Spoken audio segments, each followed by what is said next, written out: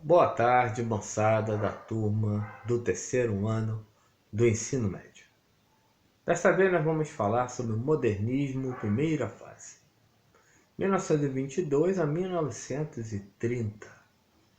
Uma fase revolucionária, na qual as pessoas tiveram a oportunidade de conhecer a cultura brasileira, através do seu folclore, através dos falares de cada região do Brasil.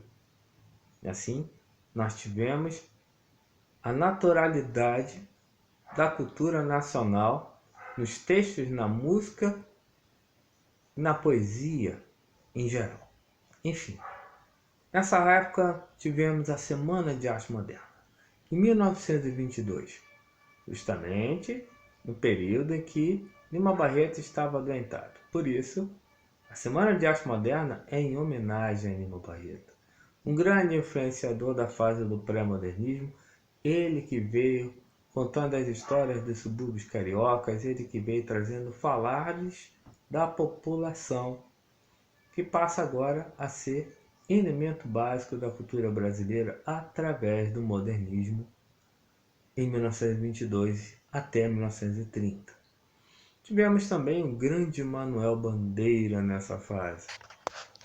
Tivemos ainda Mário de Andrade, sensacional com seus poemas, seus romances, e a catalogação de várias palavras do falar brasileiro em cada um dos dialetos regionais.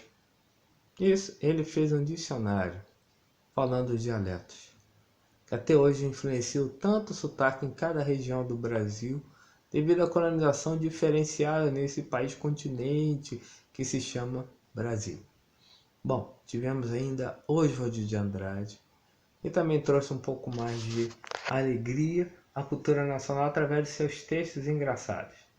Então, Mário de Andrade, Oswald de Andrade, Manuel Bandeira, Antônio de Alcântara Machado, que não está na Semana de Arte Moderna, mas que traz a influência italiana.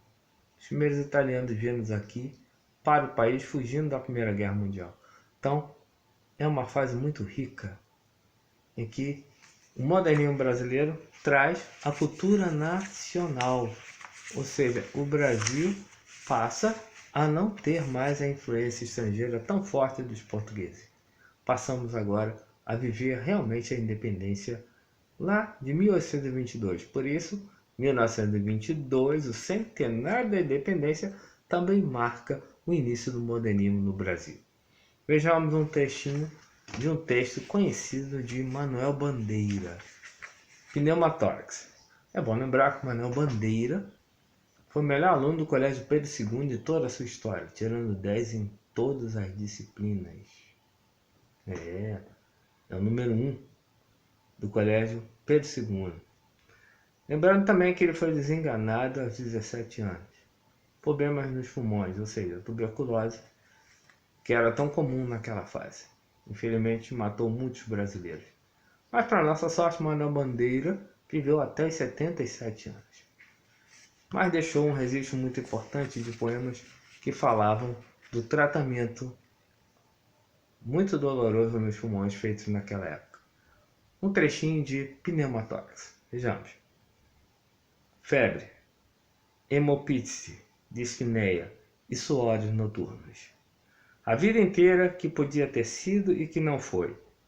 Tosse, tosse, tosse. Mandou chamar o médico.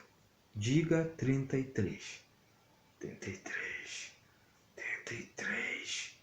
33. Respire. O senhor tem uma escavação no pulmão esquerdo e no pulmão direito há uma infiltração. Então, doutor, não é possível tentar o pneumatórax? Não. A única coisa é tocar um tango argentino. Manuel Bandeira. Veja a importância desse poeta. O quanto ele foi importante. Também mostrando o folclore de cada região do Brasil. Ele que lecionou geografia no Colégio Pedro II, de onde foi o primeiro lugar em toda essa história. Temos também um trechinho de Oswald de Andrade.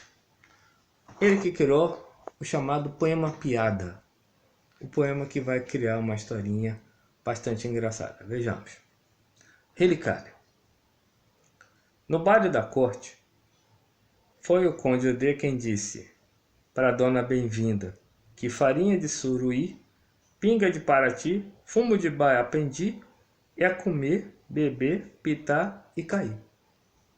Oswald de Andrade. Aquele abraço, gente.